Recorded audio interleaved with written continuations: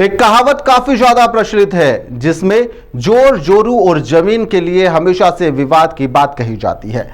आपसी रूप इसमें बिल्कुल भी नहीं दिखा जाता और यहां पर महिला को मृत घोषित करने के बाद में उसकी जमीन में हेराफेरी करने का एक मामला सामने आया है। इस साजिश में हनी ट्रैप का जाल भी बुना गया। लखन चौधरी के खिलाफ इसमें प्रकरण भी दर्ज कर लिया गया है।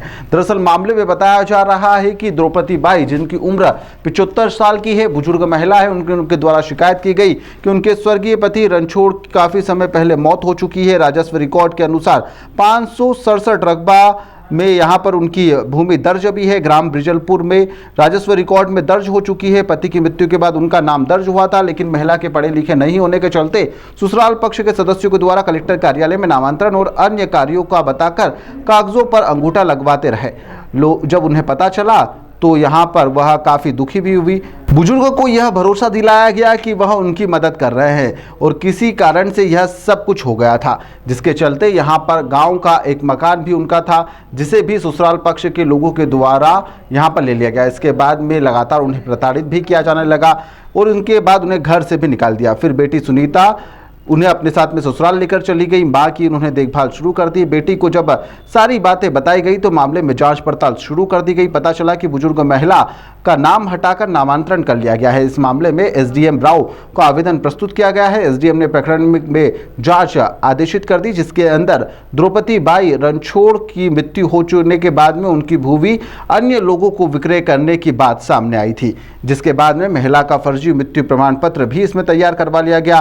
जिसके बाद जीवित महिला को मृत बताते हुए उसकी जमीन अन्य लोगों को बेच दी गई थी। इस मामले में कुल 14 लोगों को आरोपी बनाया गया, जिसके अंदर कैलाश चौधरी, शंकर चौधरी, जगदीश चौधरी, प्रकाश, विष्णु, शांतिलाल, रंजन, सदन के साथ ही पवित्र, पार्वती, लखन, मनोज चौधरी के साथ ही कई लोग शामिल है। करोड़ों रुपए की जमीन हथियाने के लिए परिवार के लोगों ने महिला को मृत घोषित कर दिया था।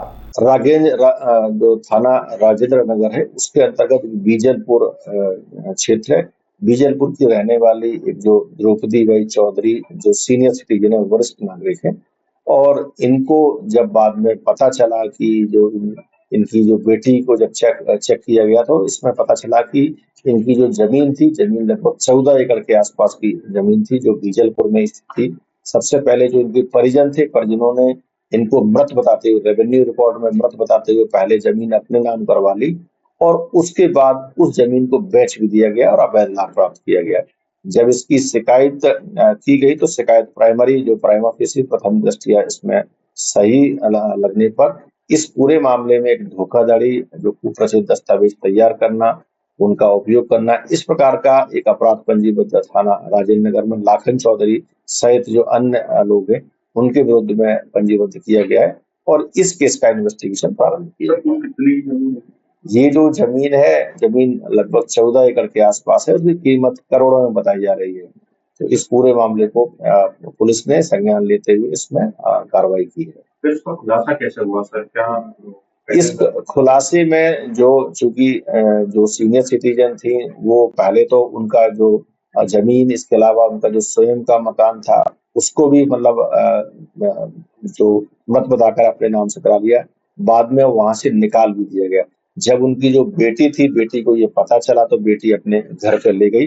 फिर बाद में जब उसने रेवेन्यू, जो उसका राजस्व रिकॉर्ड था, उसके माध्यम से जब पता करवाया तो पता चला कि जो उसकी जमीन थी, उनकी जो पैतृक जमीन थी उनके माँ की, वो जमीन को उनको स्वयं को मृत बताते हुए उसको मतलब पहले वहां नाम कराया गया, उसके बाद में उसको बेच दिया गया। जब इसकी जानकारी लगी है तो फिर ये शिकायत की गई।